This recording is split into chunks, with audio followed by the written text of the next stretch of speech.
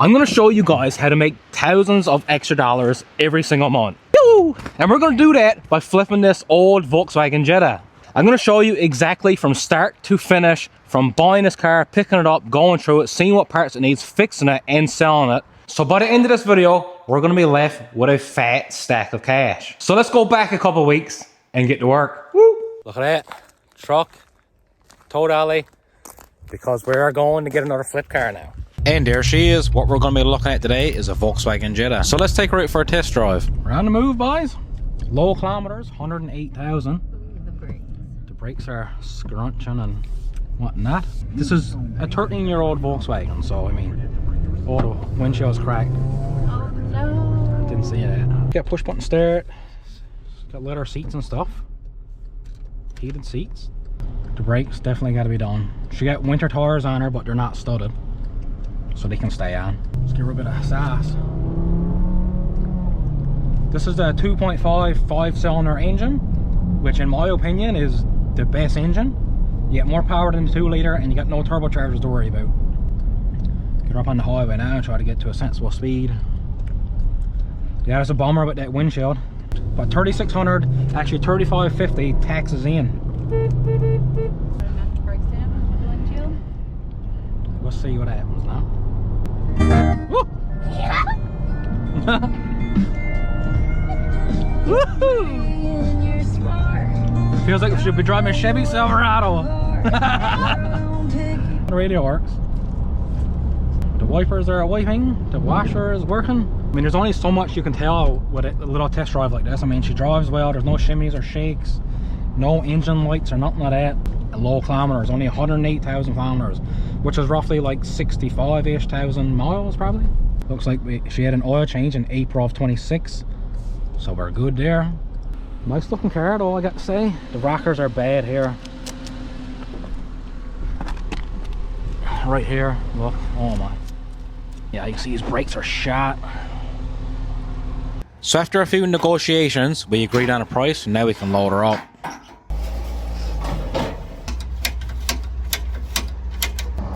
It ain't going nowhere. So we end up scoring that 2013 Volkswagen Jetta with only 108,000 kilometers on it for 3 grand taxes in. So that's probably about what, 2,600 bucks before tax. It's a pretty good deal.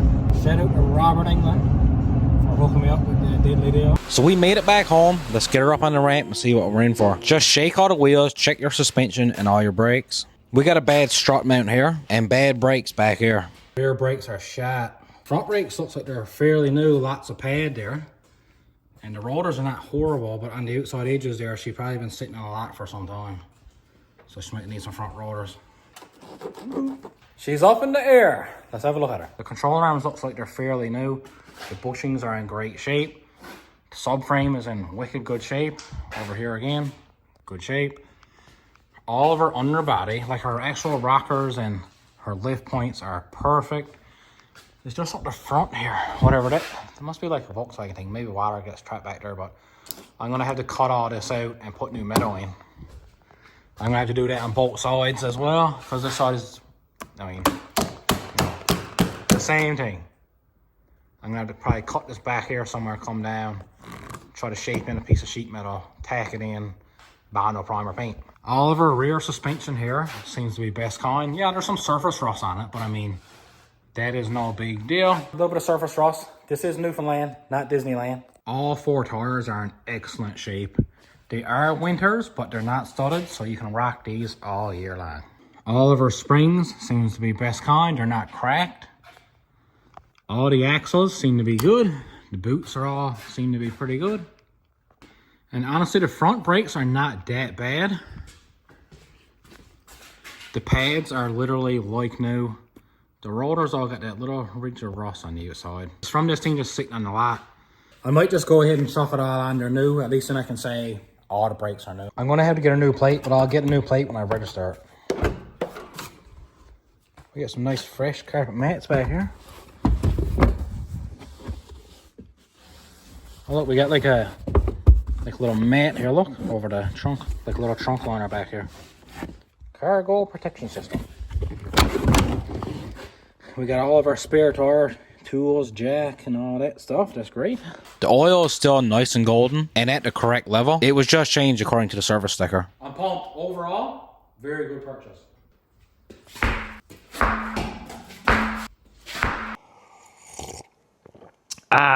We got some parts. What we got here is pads and rotors, front and rear.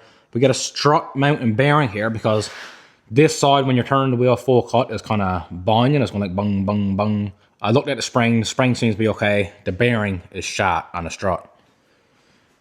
And right here, we got Bondo, which is the fiberglass stuff and the body filler stuff. We also got some color match paint. Down there on that shelf, I already got primer and clear coat. And I already got some bits of sheet metal on back of the garage because we're going to need it. But first, we're going to tackle all the mechanical repairs after I drink this coffee. Yeah! Wow! Little side-by-side comparison here, old versus new. These pads did have a lot of life left on them, but seeing how I was just going ahead with new rotors anyways, I figured for the sake of extra 50 or 60 bucks, just while I throw a new set of pads on it. Now I just got to do this, not one, not two, but 3 more times. I just love that for me. Just a handful of nuts and bolts so we can have all these brakes took apart. Just clean up all the rusty bits and put it all back together. When we got the brakes all done, we can carry on and replace that strut mount.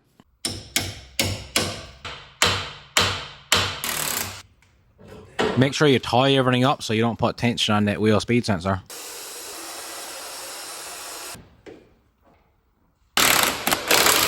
We got one strut bolt out and the other 2 are stripped out. Not on top, but where they bolt into the strut mount. But that's no big deal, because that's what they make grinders for.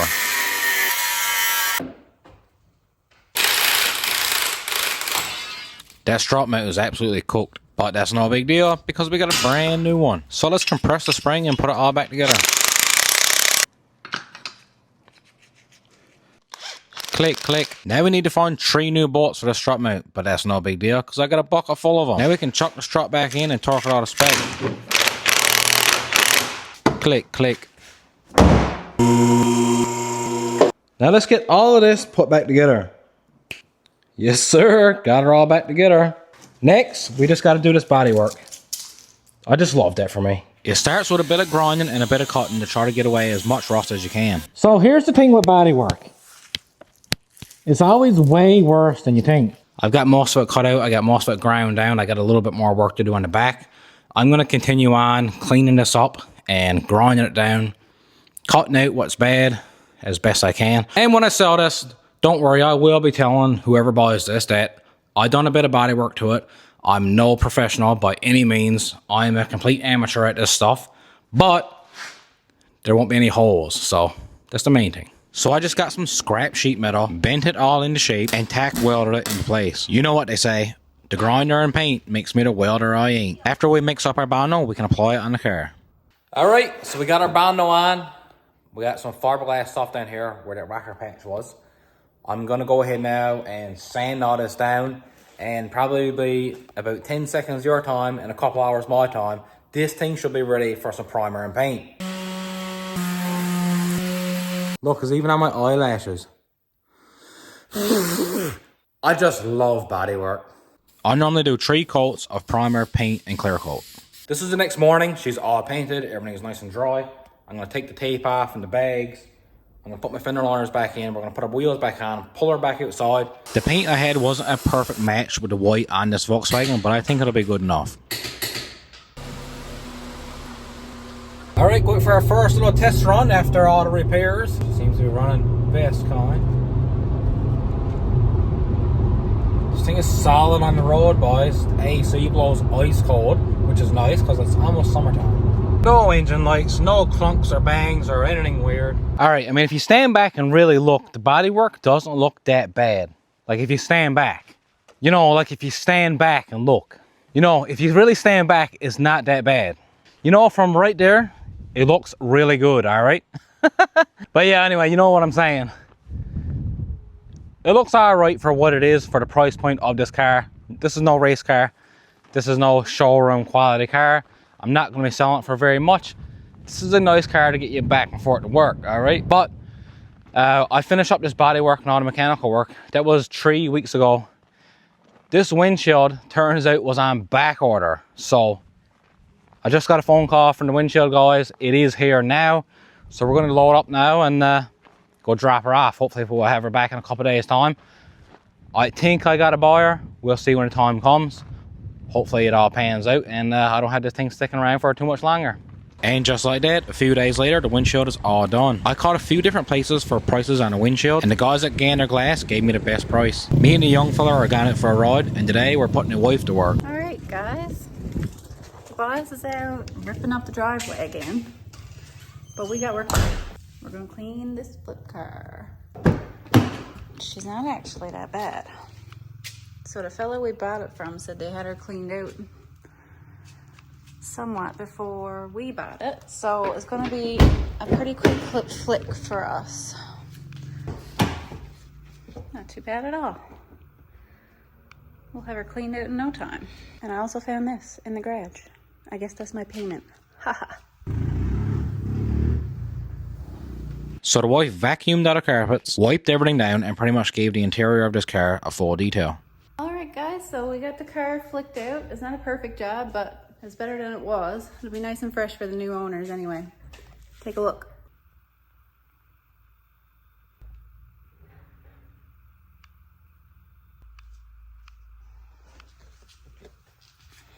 Alright boys, little recap.